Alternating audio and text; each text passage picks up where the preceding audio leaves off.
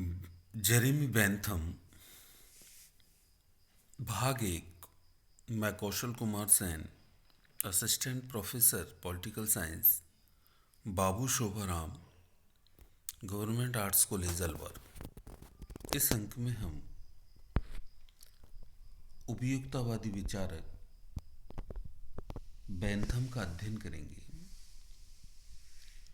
उपयोगितावादी विचारधारा सुखवादी विचारधारा है। यह धारणा ये मान के चलती है कि मनुष्य उन्हीं कार्यों को करना चाहता है जो उसे सुख प्रदान करते हैं और उन कार्यों से बचता है जो उसे दुख देते हैं।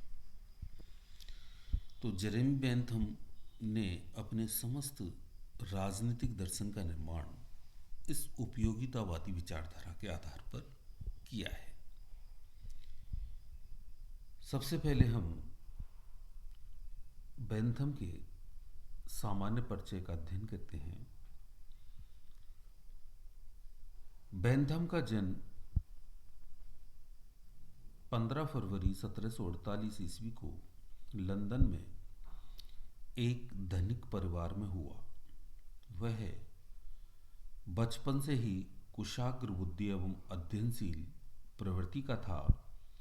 उसने 3 वर्ष की आयु में लैटिन तथा 4 वर्ष की आयु में फ्रांसीसी भाषा का अध्ययन किया और 15 वर्ष की आयु में ऑक्सफोर्ड यूनिवर्सिटी के क्वींस कॉलेज से कला वर्ग में स्नातक की उपाधि प्राप्त की। उसने कानून की शिक्षा प्राप्त करने के लिए 1763 में लिंकन्स इन में प्रवेश किया। बेंथम के पिता वकील थे, अतः उसके पिता की कामना थी कि बेंथम भी वकालत के पेशे को अपनाए और अपनी असाधारण प्रतिभा के द्वारा इंग्लैंड के सर्वोच्च न्यायाधीश के पद को सुशोभित करे। 1772 में बेंथम ने वकालत के धंधे को अपनाया, किंतु शीघ्र ही इससे उसका मोह भंग हो गया। उसने विधि व्यवस्था, न्याय व्यवस्था,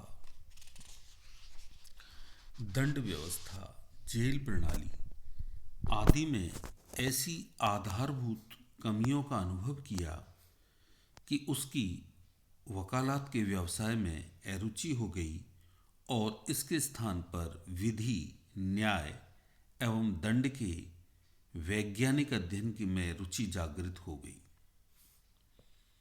उसने इन क्षेत्रों की समस्याओं तथा समाधान के विषय में गंभीर अध्ययन करने की आवश्यकता अनुभव की।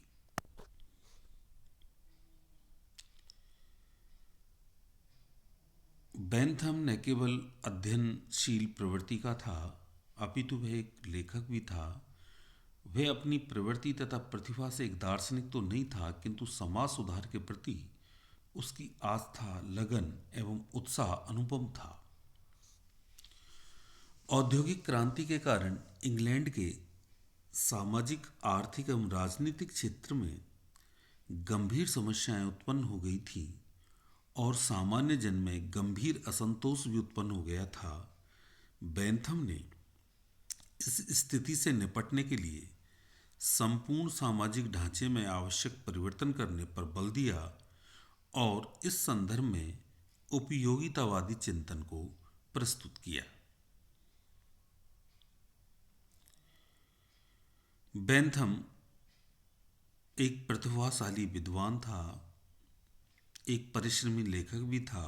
उसने तर्कशास्त्र, अर्थशास्त्र, मनोविज्ञान, नीति शास्त्र, धर्मशास्त्र, विधि शास्त्र आदि से संबंधित एक विशाल सामग्री की रचना की है, तो भी उसका लेखन कहीं कहीं अव्यवस्थित है। आकार की दृष्टि से उसकी संपूर्ण हस्तलिखित सामग्री अत्यंत विशाल है, जो आज भी 148 बक्सों में ब्रिटिश म्यूजियम तथा लंदन विश्वविद्यालय में रखी है। उसकी अधिकांश रचनाओं के प्रकाशन का श्रेय उसकी महिला मित्र ड्यूमॉन्ट तथा उसके युवा मित्र बाउरिंग को जाता है, किंतु बेंथम के जीवन काल में उसकी अधिकांश रचनाएं प्रकाशित रही। उसकी मृत्यु के बाद 1843 में उसकी समस्त रचनाओं के एक बड़े भाग को 22 खंडों में प्रकाशित किया गया।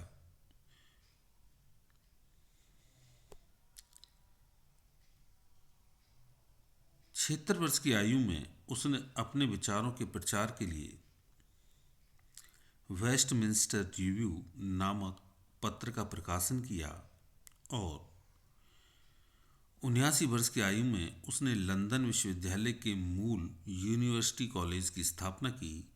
उसके ये कार्य अपने सिद्धांत में उसकी गंभीर आस्था को प्रकट करते हैं। 6 जून 1832 को बेंथम की मृत्यु हो गई। इस प्रकार वह अंतिम सांस तक अपने दर्शन के प्रति निष्ठावान सिद्ध हुआ।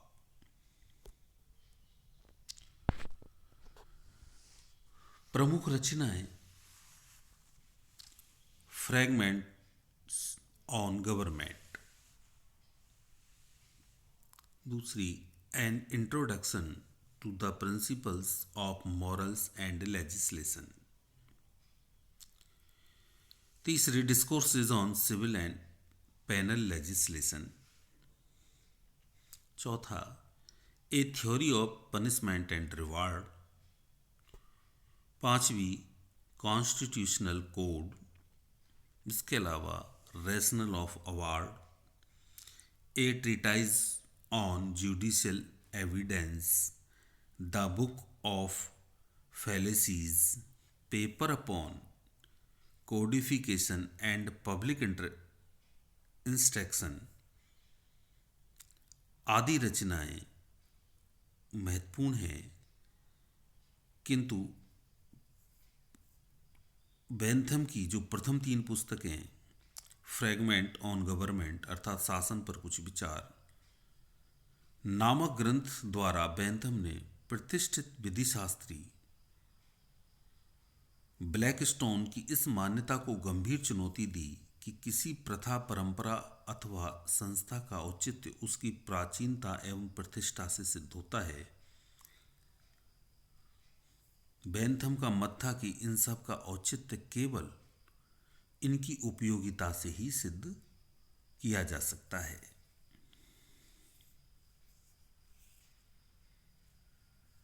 बेंथम का मत था कि इनका औचित्य उपयोगिता से ही सिद्ध किया जा सकता है। इसके अलावा an introduction of the principles of morals and legislation अर्थात नैतिकता एवं कानून निर्माण के सिद्धांत नामक ग्रंथ द्वारा बेंथम ने नैतिकता व कानून के संबंध को स्पष्ट किया और सुधारवादी कानूनों के निर्माण पर बल दिया। तीसरा है discourses on civil and criminal legislation, दीवानी एवं फौजदारी कानून पर निबंध नामक ग्रंथ द्वारा उसने इन क्षेत्रों से संबंधित कानूनों की प्रकृति का विश्लेषण किया और इनके सुधार के महत्व को स्पष्ट किया। इस प्रकार बेंथम की इस पूरी जीवनी से ये हमें विदित होता है कि बेंथम एक उच्च कोटि के विद्वान थे, लेकिन उन्होंने अपने समस्त दर्शन का आधार उपयोगितावाद को रखा। अब है बेंथम की उपयोगितावादी अवधारणा। उपयोगितावाद मूलतः एक नैतिक एवं आचार संबंधी सिद्धांत है जिसको बेंथम द्वारा राजनीति के क्षेत्र में लागू किया गया है। एक आचार सिद्धांत के रूप में यह एक प्राचीन सिद्धांत है। प्राचीन यूनान में कुछ विद्वानों ने सुखशास्त्र नामक विषय के अध्ययन पर बल दिया जो मानव अंतःकरण की प्रसन्नता व पीड़ा संबंधी दशाओं के अध्ययन को महत्वपूर्ण मानता था।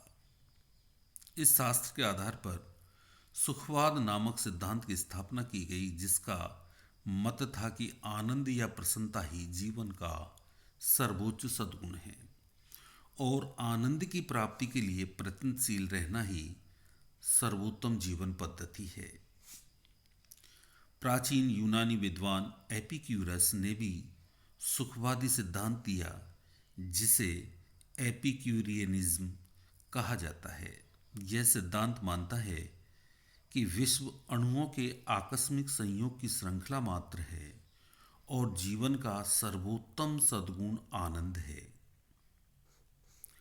प्राचीन यूनान में सीरीन के एरिस्टिपस द्वारा स्थापित सीरीन दर्शन का भी मत है कि जीवन का एकमात्र विवेकपूर्ण लक्ष्य है आनंद।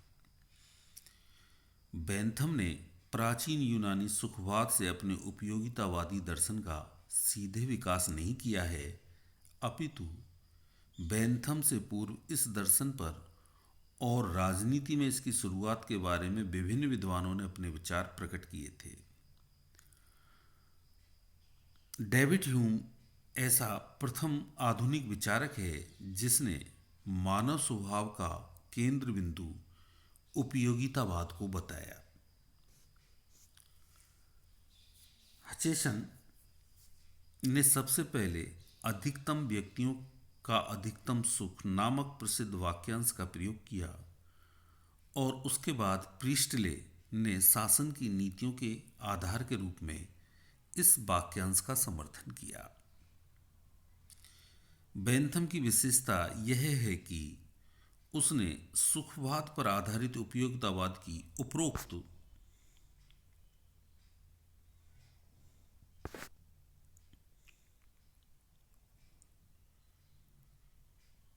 परंपरा को एक व्यवस्थित व शास्त्रीय सिद्धांत का रूप दिया और उसे राजनीति के एक प्रभावशाली सिद्धांत के रूप में स्थापित किया है। विद्यार्थी ध्यान देंगे कि बेंथम ने शासन की नीतियों तथा सामाजिक व आर्थिक सुधार के क्षेत्र में इसे एक महत्वपूर्ण धारणा के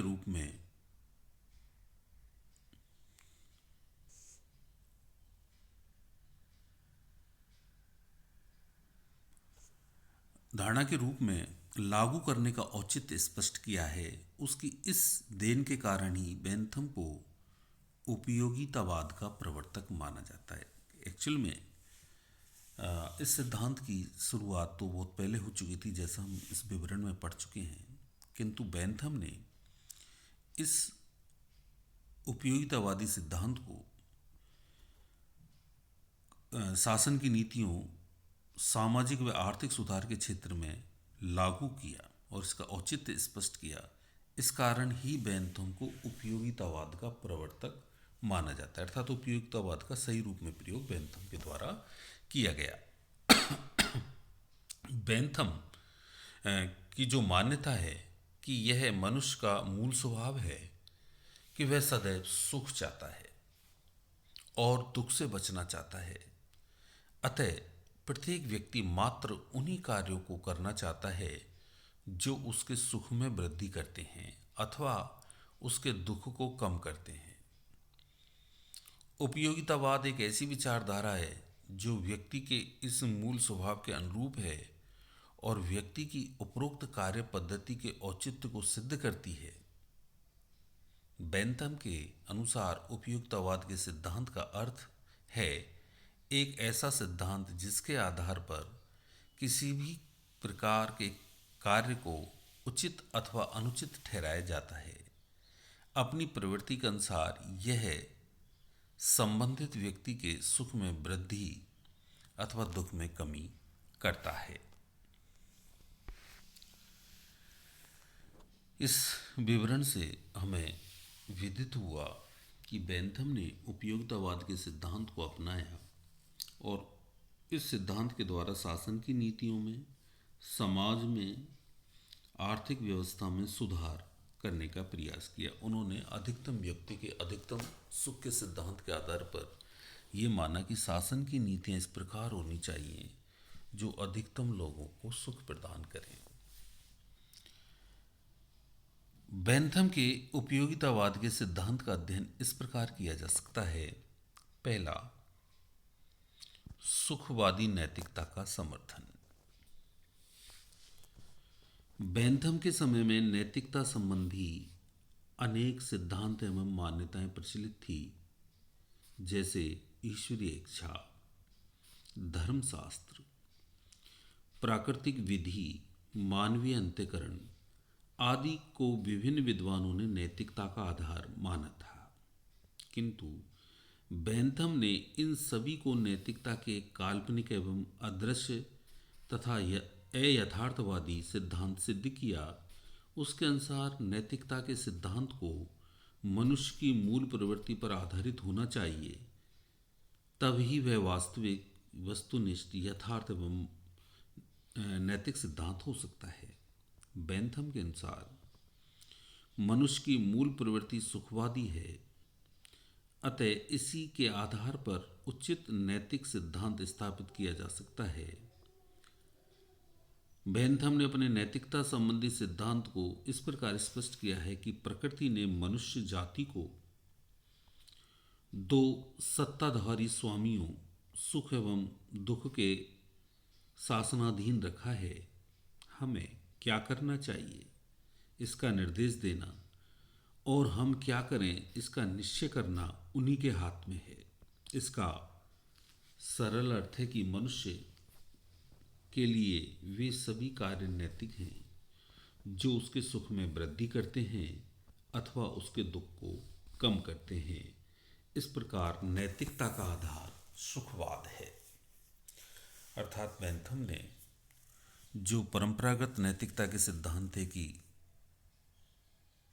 ईश्वरीय इच्छा या धर्मशास्त्र के अनुसार आचरण या प्राकृतिक विधि या मनुष्य की आत्मा के अनुसार आचरण, उनको बैंथम ने नैतिक कार्य नहीं माना। उन्होंने बैंथम ने उन कार्यों को ही नैतिक माना जो उसके सुख में वृद्धि करते हैं और दुख को कम करते हैं। अर्थात नैतिकता का आधार उपयोगितावाद को माना। दूसरा, कार्य का औचित्य उसके व्यवहारिक परिणाम से है। यदि किसी कार्य का उद्देश्य महान है किंतु उसका परिणाम कष्टकारी है तो वह कार्य अनुचित माना जाएगा। हम केवल उन कार्यों को ही उचित मान सकते हैं जिनका परिणाम सुखकारी है। अर्थात उपयोगितावाद के आधार पर यदि कोई कार्य कष्टकारी है, चाहे वो उसका उद्देश्य कितना ही महान है, तो वो उचित नहीं माना जाएगा। केवल वो हम उन्हीं कार्यों को उचित मान सकते हैं जिनके परिणाम सुखकारी हैं। बैंथम के अनुसार उपयोगितावादी सिद्धांत सदाचार को बौद्धिक दृष्टि से मात्र इसलिए उचित मानता है कि इसका परिणाम सुख है, और यह कदाचार को बौद्धिक दृष्टि से मात्र इसलिए अनुचित मानता है क्योंकि इसका परिणाम दुख है। तीसरा है सुख व दुख में के विभिन्न प्रकार। बैंथम ने सरल तथा जटिल प्रकार के सुखों व दुखों की गणना की है। उसके अनुसार सरल प्रकार के सुख संख्या में 15 हैं।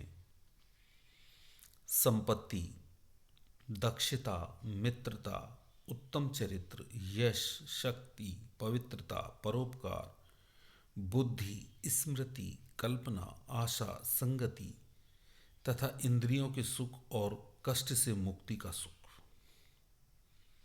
इसी प्रकार बैंथम ने 12 प्रकार के सरल दुख बताए, जैसे पीड़ा, गंवारपन, शत्रुता, अपयश, अनुदारता, विरोध, स्मृति, कल्पना, अपेक्षा, कुसंगति, अशोभनीयता तथा इंद्रियों के दुख। उपरोक्त सुखों व दुखों के अलावा जो अन्य सुख अथवा दुख दिखाई देते हैं वे सभी जटिल प्रकार के सुख व दुख होते हैं। इनकी उत्पत्ति सरल प्रकार के सुख अथवा दुख के मिश्रण से होती है। चौथा है सुख व दुख के स्रोत। बैंथम ने सुख अथवा दुख के 5 स्रोत माने हैं, जिनमें है प्राकृतिक स्रोत, राजनीतिक स्रोत, नैतिक स्रोत, लौकिक स्रोत तथा धार्मिक स्रोत। यदि प्राकृतिक घटनाक्रम के कारण सुख अथवा दुख की प्राप्ति होती है तो उसका स्रोत भी प्राकृतिक माना जाता है। जैसे उचित वर्षा से प्राप्त सुख तथा अति वर्षा से प्राप्त दुख का स्रोत प्राकृतिक है। जब शासन, कानून अथवा राजनीतिक परिस्थितियों के कारण सुख अथवा दुख मिलता है तो उसका स्रोत राजनीतिक होता है। इसी प्रकार जब नैतिक दृष्टि से किए गए कार्य के कारण व्यक्ति को सुख अथवा दुख प्राप्त होता है तो उसका स्रोत नैतिक है। जब किसी कार्य के कारण समाज द्वारा व्यक्ति को पुरस्कार या दंड मिलता तो उससे उत्पन्न सुख या दुख का स्रोत लौकिक माना जाता है। इसी प्रकार धार्मिक कार्यों के परिणाम स्वरूप मिलने वाले सुख या दुख का स्रोत धार्मिक माना जाता है। अगला है सुखों में अंतर गुण का है। मात्रा सुखों में अंतर गुण का नहीं, मात्रा का होता है। बेंथम के उपयोगितावाद की यह आधारभूत मान्यता है। उसका सिद्धांत मूलतः भौतिकवादी सिद्धांत है। अतः उसने विभिन्न सुखों में केवल मात्रात्मक अंतर को ही स्वीकारा है। वस्तुतः सुखों में मात्रात्मक अंतर होने पर ही हम उसकी नापतोल कर सकते हैं।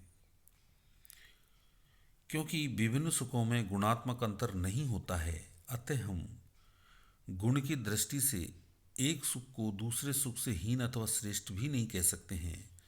गुण की दृष्टि से सभी सुख समान होते हैं। बेंथम के अनुसार सुखों में अंतर उनसे प्राप्त होने वाले आनंद की मात्रा का होता है। इस प्रकार अतः इसी आधार पर हम सुखों की तुलना कर सकते हैं और उनकी मात्रात्मक श्रेष्ठता का निर्धारण कर सकते हैं।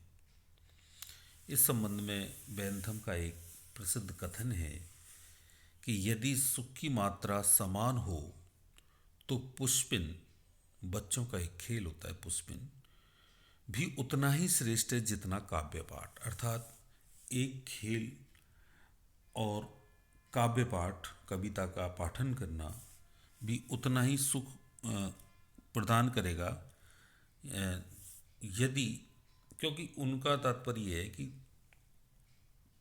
सुख की मात्रा समान है तो खेल और काव्य पाठ से बराबर सुख प्राप्त होगा। अतः बेंथम सुखों में गुण का नहीं अपितु मात्रा का अंतर मानते हैं। अगला है सुख दुख मापक यंत्र। बेंथम के उपयोगितावाद का आधार भौतिक है। उसके अनुसार सुख तथा दुख की मात्राओं की माप संभव है।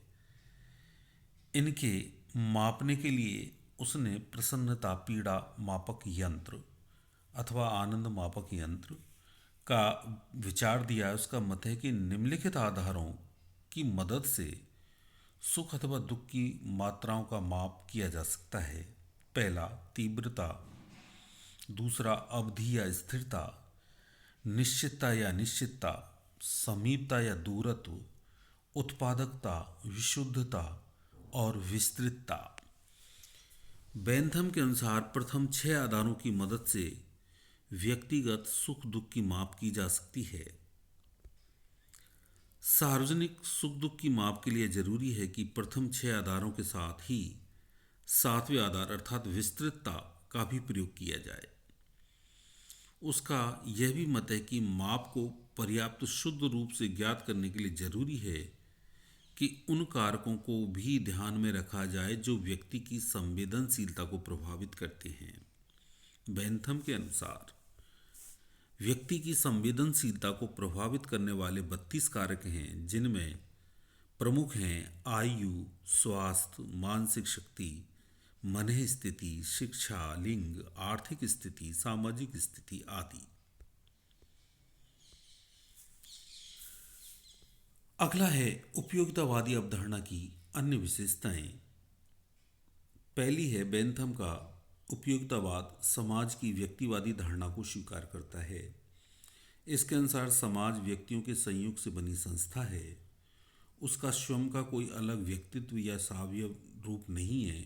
व्यक्ति साध्य है, समाज साधन है। दूसरी विशेषता है बेंथम राज्य की व्यक्तिवादी धारणा को स्वीकारता है,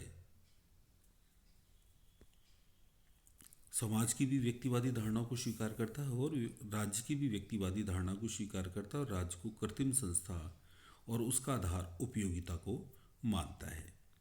तीसरा, यदि बेंथम व्यक्ति के सुखवादी दर्शन को महत्व देता है किंतु उसका सामाजिक उद्देश्य है अधिकतम व्यक्तियों का अधिकतम सुख, इसी आधार पर उसने सामाजिक सुधारों पर बल दिया है। चौथा है उपयोगितावाद एक व्यवहारिक विचारधारा होने के कारण राज्य की तुलना में शासन का सिद्धांत है।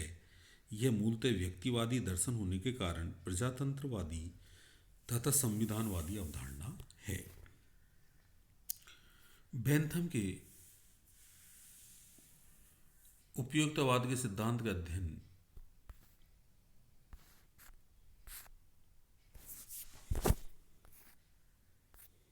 करने के बाद हम उपयोगितावाद की आलोचना करते हैं। पहला, यह मौलिक अवधारणा नहीं। बेंथम की यह अवधारणा, उपयोगितावादी अवधारणा का जनक बेंथम को माना जाता है किंतु वास्तव में यह उनकी मौलिक विचार नहीं है। जैसा हमने उनकी जीवनी में पढ़ा था कि ये प्राचीन यूनान में एपिक्यूरसवाद, सिरेनिक दर्शन, वर्तमान युग में ह्यूम, हचेसन, प्रिस्टले आदि ने प्रस्तुत किया है। दूसरा है मानव प्रकृति की गलत व्याख्या। बेंथम ने व्यक्ति को ऐसा प्राणी माना है जो सदैव सुख की तलाश में रहता है और दुख से बचता है, किंतु सत्य यह है कि व्यक्ति के सभी कार्य स्वार्थ एवं सुख की इच्छा से प्रेरित नहीं होते हैं। वह अनेक ऐसे कार्य भी करता है जिसके पीछे त्याग, परोपकार, प्रेम, देशभक्ति की उच्च भावनाएं होती हैं। तीसरा, नैतिकता संबंधी दर्शन दोषपूर्ण है। बेंथम ने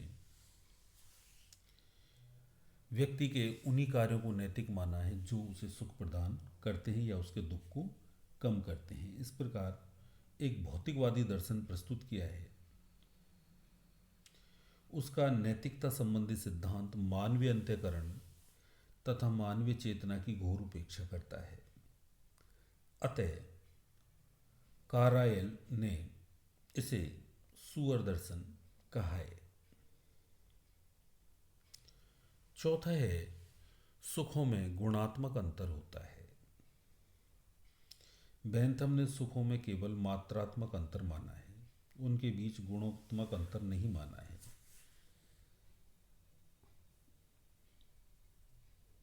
अनुभव बताता है कि विभिन्न सुखों में गुणात्मक अंतर होता है और इस आधार पर वे एक दूसरे से हीन अथवा श्रेष्ठ होते हैं। अर्थात सुखों में गुण का अंतर होता है, क्योंकि जैसे बेंथम ने बताया था कि खेल से प्राप्त सुख और काव्य पाठ का सुख समान है, जबकि ये समान नहीं हो सकते। वो सुख ज़्यादा स्थायी है जो मानसिक शांति प्रदान करता है, और जिसका क्षणिक सुख प्राप्त होता है वो उनको बराबर हम नहीं मान सकते। अर्थात सुखों में गुणात्मक अंतर होता है। अगला है कार्य का औचित्य मात्र परिणाम से नहीं होता है। बेंथम किसी कार्य का औचित्य उसके उद्देश्य से नहीं अपितु उसके परिणाम के आधार पर तय करता है, किंतु नैतिकतावादियों का मत है कि सदाचार अपने उद्देश्य के कारण ही श्रेष्ठ होता है, चाहे उसके पालन से कष्ट की ही प्राप्ति हो। अगला, आनंद मापन प्रणाली अव्यावहारिक है। बेंथम ने सुख या दुख की मात्रा की माप संभव मानी है, किंतु वास्तव में सुख व दुख की अनुभूति मात्र है और उनकी भौतिक माप संभव नहीं हो सकती है।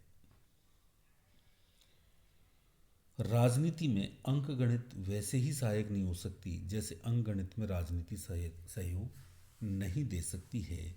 ये मैकलेन का कथन है इस संबंध में। अगला है अधिकतम व्यक्तियों के अधिकतम सुख का सिद्धांत अव्यावहारिक है। बेंथम के अनुसार शासन को अपनी नीतियों का निर्धारण इस प्रकार करना चाहिए कि अधिकतम व्यक्तियों को अधिकतम सुख की प्राप्ति हो, किंतु व्यवहार में ऐसी नीति का निर्धारण संभव नहीं है। यह मालूम नहीं किया जा सकता कि शासन के किस कार्य से व्यक्ति को अधिकतम सुख प्राप्त हो सकता है, क्योंकि इसका ज्ञान केवल स्वयं व्यक्ति को ही हो सकता है। इस प्रकार शासन के लिए यह ज्ञात करना भी मुश्किल है कि उसके किस कार्य से समाज के अधिकतम व्यक्तियों को सुख प्राप्त होगा।